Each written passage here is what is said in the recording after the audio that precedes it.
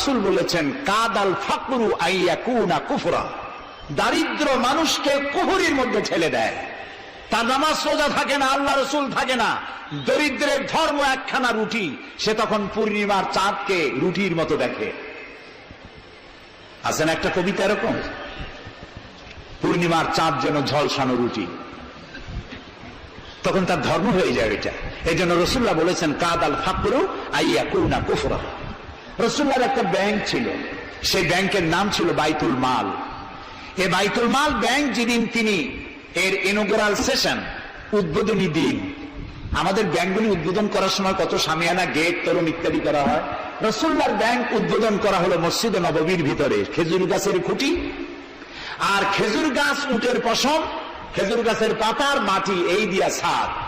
উপরে যদি বৃষ্টি হয় আধা ঘন্টা, নিচে বৃষ্টি পড়ে 1.5 ঘন্টা, পাতার ট্যাপট্যাপানি। এরকম একটা মসজিদের ভেতরে বসে রাসূলুল্লাহ ব্যাংক উদ্বোধন করলেন আর বললেন, বুখারীর হাদিস, মান তারাকা দায়নান আও দিয়ান ফাআলাইয়া। আমার রাষ্ট্রের ভিতরে কোন মানুষ যদি ঋণগ্রস্ত অবস্থায় মারা যায় আর তার ঋণ পরিশোধের অর্থ যদি না থাকে, তাহলে তার ঋণ পরিশোধের দায়িত্ব আর তার বিবি বাল বাচ্চা প্রতিপালনের দায়িত্ব আমি মুহাম্মদ আমার কাঁধের উপরে নিয়ে নিলাম। দারিদ্র্য বিমোচনের জন্য নবী করিম সাল্লাল্লাহু আলাইহি ওয়াসাল্লাম মানুষকে কাজ দিয়েছেন, ভিক্ষা কম দিয়েছেন। কেউ চাইলে, রাসূলের আদত মুবারক ছিল, কেউ কিছু চাইলে পকেটে হাত দিতেন, থাকলে দিতেন। জীবনে একদিনের জন্য কাউকে না বলেন নাই। বলেছেন কিছু নাই, বলতেন আজকে দিতে পারলাম না, তুমি আবার এসো, দেব না, এরকম কথা জীবনে একবারও বলেন নাই। সুবহানাল্লাহ। শুধু দিয়েছেন, কিছু নেন নাই। আল্লাহ, সারা জীবন মানুষের কষ্ট বুকের উপরে ধারণ করেছেন, কাউকে কষ্ট দেননি। ক্ষুধার্ত মানুষের দুয়ারে দুয়ারে গেছেন, নিজে ক্ষুধায় কষ্ট করেছেন। হযরত আবু বকর ওমর মসজিদে নববীর ভেতরে বসে অসময় বসে আছেন। রাসূলুল্লাহ দিনের বেলা জিজ্ঞেস করলেন, তোমরা এই অসময় এখানে কেন? তারা বললেন, আমরা ক্ষুধার্ত, 2-3 দিন কিছু খাই না। রাসূলুল্লাহ বললেন, আমারও তো একই অবস্থা, চলো। 3 জন বেরিয়ে গেলেন। মসজিদে নববীর পাশেই ছিল হযরত আবু আইয়ুব আনসারী রাদিয়াল্লাহু তাআলা আনহুর বাড়ি। আমি 1973 সনে স্বাধীন বাংলাদেশের প্রথম হজ আমি করেছিলাম। 4733 টাকা ছিল বিমানের ভাড়া। তখন মসজিদে নববীর পাশেই ছিল আবু আইয়ুব আনসারী রাদিয়াল্লাহু তাআলা আনহুর বাড়ি। সেই বাড়িতে গেলাম, ওইখানে একটা বাক্সের ভিতরে, একটা গ্লাসের বাক্সের ভিতরে ছিল রাসূলের ব্যবহার করা তরবারি, তীর আর ধনুক। আমি বহুত চেষ্টা করছিলাম গ্লাসটা উঠাবার জন্য, কারণ এটা সেই তরবারি, সেই তীর, সেই ধনুক যেখানে আমার রাসূলের হাতের পরশ লেগেছিল। যদি ধরতে পারতাম প্রাণ করে একটা চুমা দিতাম। এই বাড়িতে গিয়ে রাসূলুল্লাহ উপস্থিত হলেন। আবু আইয়ুব আনসারী 3 জন মেহমান, এর থেকে শ্রেষ্ঠ মেহমান আছে? স্ত্রীকে বললেন, তাড়াতাড়ি একটা ছাগল জবাই করো, রুটি বানাও। তিনি চলে গেলেন বাগানে, বাগান থেকে কিছু খোরমা আনলেন। হাদিস শোনাচ্ছি, গল্প নয়। কিছু খোরমা এনে রাসূলের সামনে রাখলেন। রাসূলুল্লাহ বললেন, এর মধ্যে কাঁচা পাকা, আধা পাকা 3 পদের খাজুর, আমি কোনটা খাবো?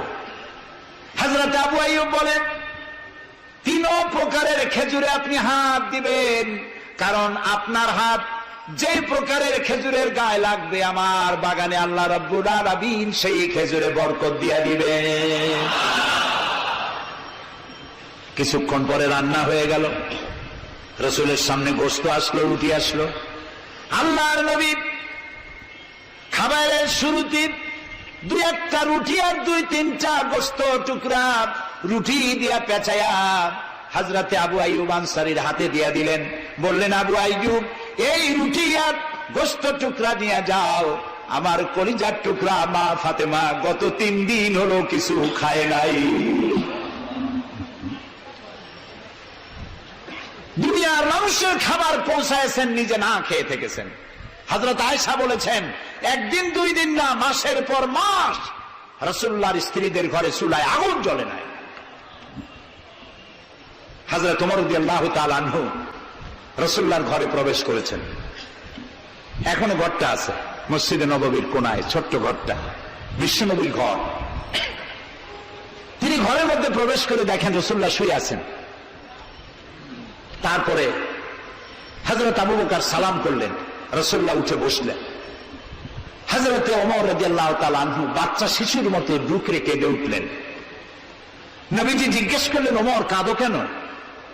হযরত ওমর বলছেন, ইয়া রাসূলুল্লাহ, আমি বিশ্বনবীর ঘর দেখতেছি, ছোট্ট একটি ঘর, এক কোনায় পানি শূন্য সরাহি কাত হয়ে পড়ে আছে, এক পাশে একটা গ্লাস, আর আপনি যে বিছানায় শোয়া, চাদর নাই, বালিশ নাই, দড়ি দিয়া বুনানো খাটিয়ার উপরে শুয়েছিলেন, হাতের তলায়, মাথার তলায় হাত দিয়ে আপনার জান্নাতি শরীর মোবারকের পিঠের উপরে দড়ির দাগ আমি সহ্য করতে পারছি না ইয়া রাসূলুল্লাহ। কাফেরেরা পৃথিবীতে এত শান্তি করলো, আর আল্লাহ রাসূলের গায়ে দড়ির দাগ। আপনি আমাকে অনুমতি দেন, আমি একটা তোষক আপনাকে বানায় এনে দেই। রাসূলুল্লাহ বললেন, ওমর, আমি যদি হুকুম করি, এই যে উহুদ পাহাড়টা আমার জন্য সোনায় পরিণত হয়ে যাবে। আমি পৃথিবীতে শান্তি করতে আসি নাই, এসেছি মানবতার মুক্তির জন্য, কল্যাণের জন্য। নবী করিম সাল্লাল্লাহু আলাইহি ওয়াসাল্লাম এই যাকাতের বিধান কায়েম করলেন। মানুষের দুয়ারে দুয়ারে খাবার পৌঁছে গেল, বৃদ্ধরা ভাতা পেল, বয়স্করা ভাতা পেল, বেকারেরা তাদের কাজের সংস্থান পেয়ে গেল।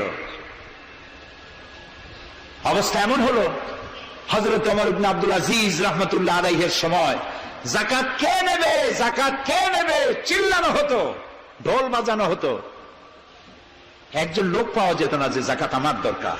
ইতিহাস লিখছে, ওই সময় একজন লোক তার সাদকার টাকা নিয়ে ঘুরতেছে যে যাকাত কাকে দিবে। 3 দিন হলো যাকাত নেওয়ার মতো একটা লোক পেল না। অবশেষে ক্লান্ত হয়ে মরুদ্যানের মধ্যে বসে আছে। কিছু সময় পর দেখলো যে একটা লোক, ধুলায় ধূসরিত চেহারা, তিনি এসেছেন, হাতে একটা বড় টোপলা। এই লোকটি বলল, পথিক, সালাম আলাইকুম, আমি 3 দিন ঘুরলাম এই দেশে, একটা মানুষ পেল না যাকে আমি সদকার টাকা, যাকাতের টাকা দিতে পারি। আপনাকে মনে হচ্ছে গরিব মানুষ, জামা কাপড় ময়লা, আপনি আমার এই টাকাগুলি নিয়ে আমাকে উদ্ধার করুন। লোকটি বলছে, তোমার মাথা ঠিক আছে কিনা আমি জানি না, তুমি কি মনে করছো যে আমার এই বস্তার মধ্যে ছেঁড়া খাতা? তোমার ওই টোপলায় যত টাকা, ওর থেকে অনেক বেশি টাকা আমার এই বস্তার ভিতরে। আমি 1 সপ্তাহ ঘুরতেছি, একটা গরিব মানুষ পাই নাই এই দেশে। এটি হলো যাকাতের কল্যাণময়তা, যাকাত ভিত্তিক অর্থ ব্যবস্থার কল্যাণময়তা। যারা এই যাকাত দেয় না, অর্থকে সঞ্চিত করে, সোনা এবং রূপাকে সঞ্চয় করে, তাদের সম্পর্কে আল্লাহ কি বলছেন? والذين يكنزون الذهب والفضة ولا ينفقونها في سبيل الله فبشرهم بعذاب أليم। যারা নাকি রৌপ্য এবং স্বর্ণ সঞ্চয় করে, আমার রাস্তা খরচ করে না, মানে গরিবদের দেয় না, সঞ্চিত করে রাখে, তাদের জন্য কঠিন পীড়াদায়ক শাস্তির সুসংবাদ দাও। প্রশ্ন উঠতে পারে, শাস্তির কি সুসংবাদ হয়? শাস্তির কি হয়? আল্লাহ সুসংবাদ বললেন কেন? এটা বোঝাবার জন্য ছোট্ট একটি দৃষ্টান্ত যথেষ্ট। মা যদি ছেলেকে কন্ট্রোল করতে না পারে, দারুণ দুষ্ট, মা তখন বলে, দাঁড়া, তোর বাপ আসুক, আমি তারে নালিশ করবো, এমন পিটটি দেবে তখন মজা টের পাবে। পিটাইলে কি মজা লাগে? তাহলে মজা বললো কেন? শাস্তির তীব্রতা বোঝাবার জন্য মজা শব্দ ব্যবহার করা হয়। এটা কোরআনে কারীমের বাগধারা। আল্লাহ তাআলা বলছেন, তীব্র শাস্তির সুসংবাদ দাও। স্বর্ণ আর রৌপ্য জমা করে রেখেছ, যাকাত দাওনি। বহু মহিলার অসংখ্য সোনা রূপা আছে, যাকাত দেন না। কবে কালে ভদ্র একটা বিয়ে আসবে, সেই বিবাহে সজ্জিত হয়ে যাবেন, সারা বছরে যাকাত দিলেন না, এতগুলি সোনা আটকায় রাখলেন কেন? আল্লাহ চান না টাকা পয়সা পুঞ্জীভূত হয়ে থাকুক। কোরআন শুধু নামাজ রোজা নয়, দেখুন না আল্লাহ কি বলছেন, আল্লাহ বলছেন কায়লা ইয়াকুনা দুলাতাম বাইনাল আগনিয়াই মিনকুম, আল্লাহ বলছেন তোমাদের কিছু সংখ্যক ধনীদের মধ্যে তোমাদের সম্পদগুলি পুঞ্জীভূত হয়ে যাক, এটা আমি চাই না।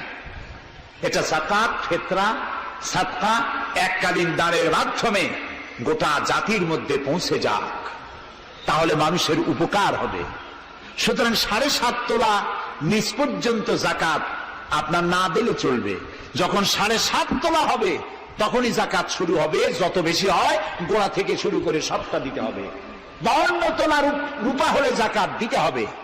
এই যাকাতের টাকা না দিয়ে যারা জমা করে রাখেন, শাস্তিটা কি হবে শোনেন। আল্লাহ শাস্তির ধরনও বলছেন, ইয়াউমা ইউহমা আলাইহা ফি নারি জাহান্নাম ফাতুকওয়া বিহা জিবাহুম ওয়া জুনুবুহুম ওয়া যুহুরুহুম হাদা মা কানাসতুম লিআনফুসিকুম তাকনিজুন।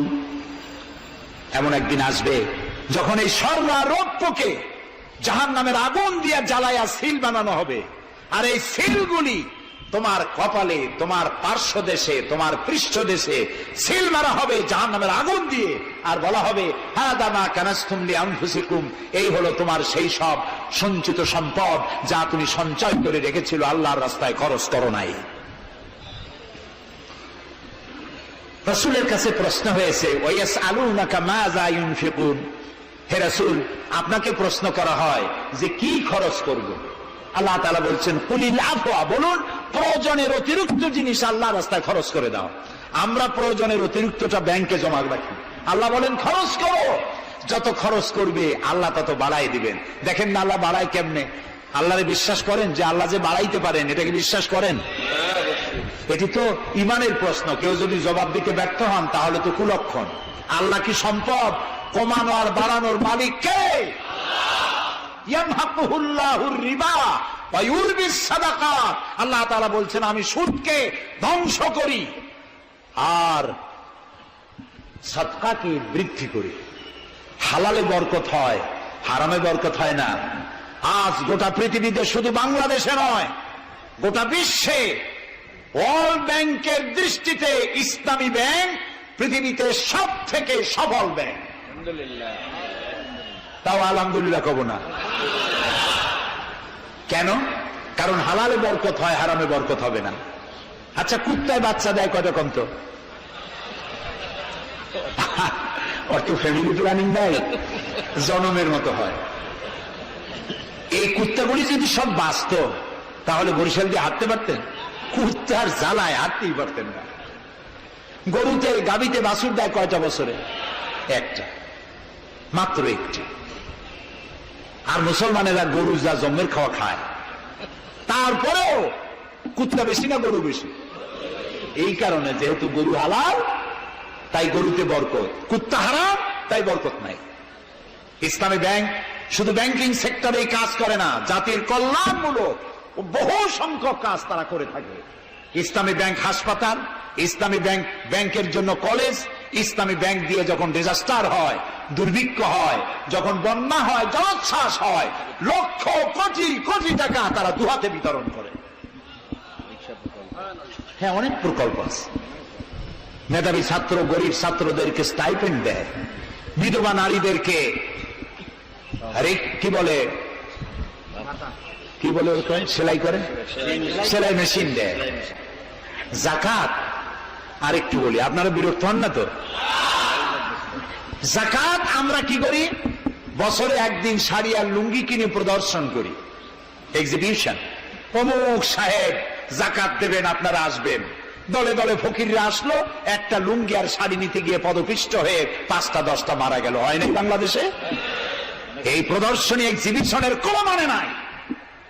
যাকাত নিতে তোমার বাড়ি কেন লোক আসবে? তুমি যাকাতের টাকা তার হকদারের কাছে পৌঁছাইয়া দিবা। কারণ গরিব তোমার করুণার পাত্র নয়। অফি আমওয়ালিহিম হাক্কুল লিসাইলি ওয়াল মাহরুম। আল্লাহ তাআলা বলছেন তোমার সম্পদের ভিতরে গরিবদের অধিকার আছে। গরিব তোমার করুণার পাত্র নয়। যাকাত দিয়ে আসো তার বাড়ি যায়। তবে শাড়ি আর লুঙ্গি দেওয়া কোনো অর্থবহ কাজ নয়। কি দিবেন? রাসূলুল্লাহর কাছ থেকে শিখুন। ওই যে একজন আসলো, ভিক্ষা চাইল। বলল তোমার কি কিছু নাই? বলল আছে। কি আছে কোন তো? মাশাআল্লাহ, জানি সবাই, কিন্তু আমল করি না। দুনিয়ায় যত ভালো কথা সব বলা হয়ে গেছে, বাকি আছে শুধু পালন করা। রাসূলুল্লাহ তাকে বললেন কম্বল আনো। বিক্রি করে কিনলেন কি? কুড়াল। রাসূলুল্লাহ তার নিজের পবিত্র হাত দিয়ে কুড়ালে হাতল লাগায় দিলেন। বললেন যাও জঙ্গলে কাঠ কাটো, বাজারে বিক্রি করো, ভিক্ষা কোনো দিন আর করবা না। 1 বছর পর, হাদিস শুনুন, 1 বছর পর ওই ভিক্ষুক এসে বলছেন আসসালামু আলাইকা ইয়া রাসূলুল্লাহ, হুজুর আপনি আমাকে চিনেছেন? আমি সেই ভিক্ষুক যে ভিক্ষা নিতে এসেছিলাম, আপনি আমাকে ভিক্ষা না দিয়ে কুড়াল দিয়েছিলেন।